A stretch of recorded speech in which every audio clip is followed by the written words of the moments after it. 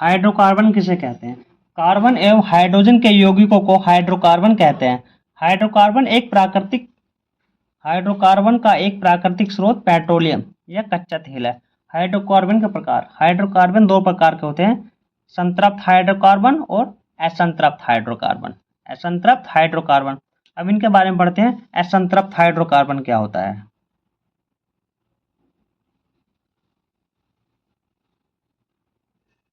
वे कार्बनिक यौगिक जिनके अणुओं में कार्बन कार्बन परमाणु के बीच द्विबंध एवं त्रिबंध से जुड़े होते हैं, असंतृप्त हाइड्रोकार्बन कहलाते हैं। जैसे CH3 double bond CH3, CH triple bond CH। अब इनकी संरचना देखते हैं। ये हमारा CH3 कार्बन परमाणु के साथ 3 हाइड्रोजन जुड़े हुए हैं, डबल बॉन्ड, और इधर भी कार्बन परमाणु के साथ 3 हाइड्रोजन जुड़े हुए हैं। इधर हमारे कार्बन परमाणु के साथ ये हमारा एथिलीन होता है, ये हमारा एथिलीन है। और इधर देखते हैं और ये हमारा कार्बन परमाणु के बीच ट्रिपल बॉन्ड है, और ये इनसे एक एक हाइड्रोजन परमाणु जुड़ा हुआ है, ये हमारा एसिटिलीन है। द्विबंध वाला असंतृप्त हाइड्रोकार्बन को एल्कीन कहते हैं। एल्कीन श्रेणी का सामान्य सूत्र CnH2n है। CnH2n है। CnH2n अगर n के स्थान पर 2 रखें तो n का मान क्या है? तो n के स्थान पर हमने 2 रखा है, तो C2H2 मल्टीप्लाई 2, तो हमने 2 रखने पर तो C2H4 एथिलीन या एथीन हमें प्राप्त होता है। त्रिबंध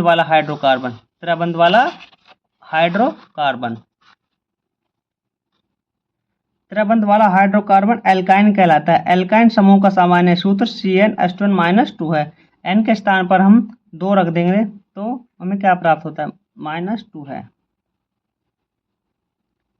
ठीक है, तो CnH2n-2 के स्थान में 2 रखते हैं तो C2H2 मल्टीप्लाई 2 -2, तो C2H4-2, तो C2H2 एसिटिलीन या एथाइन, ये हमारा एसिटिलीन का सूत्र है, क्या एथाइन प्राप्त होता है।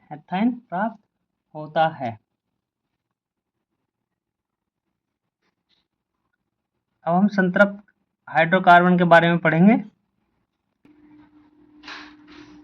संतृप्त हाइड्रोकार्बन वे हाइड्रोकार्बन जिनके अणुओं में उपस्थित कार्बन परमाणु में प्रत्येक की चारों संयोजकताएं एकल बंध द्वारा जुड़ी होती हैं, संतृप्त हाइड्रोकार्बन कहलाता है। जैसे CH4 और C2H2, देखते हैं इनकी संरचना। ये कार्बन जो है इसकी चारों संयोजकताएं, कार्बन के चारों तरफ हाइड्रोजन परमाणु एकल बंध द्वारा जुड़े हुए हैं। कार्बन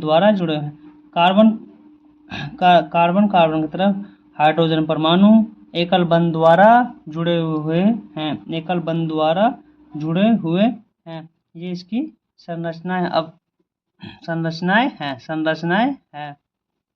संतृप्त हाइड्रोकार्बन को एल्केन भी कहते हैं। एल्केन श्रेणी का सामान्य सूत्र CnH2n+2 होता है। जहाँ n के स्थान पर कार्बन परमाणु की संख्या को दर्शाता है। जहाँ n कार्बन परमाणुओं की संख्या को दर्शाता है। अब देखते हैं CnH2n+2 सूत्र से n बराबर 1 रखने पर, जब हम n बराबर 1 रखते हैं तो n के स्थान पर हम 1 रखते हैं, तो n के स्थान पर हम यहाँ 1 रख दिया, C1H2 मल्टीप्लाई 1 प्लस 2, तो हमें C1H2+2 प्राप्त होता है।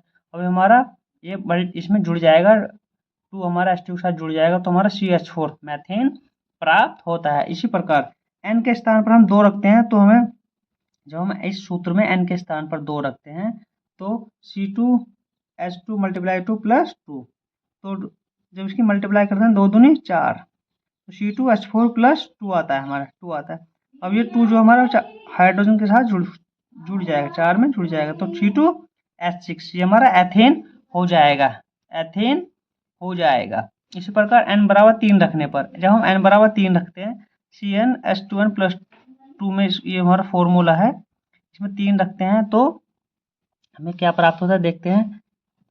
हमें CnH2n में 3 रखते हैं तो n के स्थान पर 3 रखने पर H2 मल्टीप्लाई 3 प्लस 2, तो C3H6 प्लस 2, तो हमारा C3H8, ये हमारा प्रोपेन होता है, प्रोपेन प्राप्त होता है। अगर हम N के स्थान पर 4 रखते हैं तो CnH2n प्लस 2 जो सूत्र होता है, सूत्र हम 4 रखते हैं तो C4 H2 मल्टीप्लाई 4 प्लस 2, तो हमारा इसकी 4 दूनी 8 मल्टीप्लाई हो जाएगी तो C4H8 प्लस 2, तो C4 ये हमारा H10 हो जाएगा, H10 C4H10, ये हमारा ब्यूटेन का सूत्र है, वीडियो पसंद आए तो लाइक करें। मिलते हैं नेक्स्ट वीडियो में, धन्यवाद।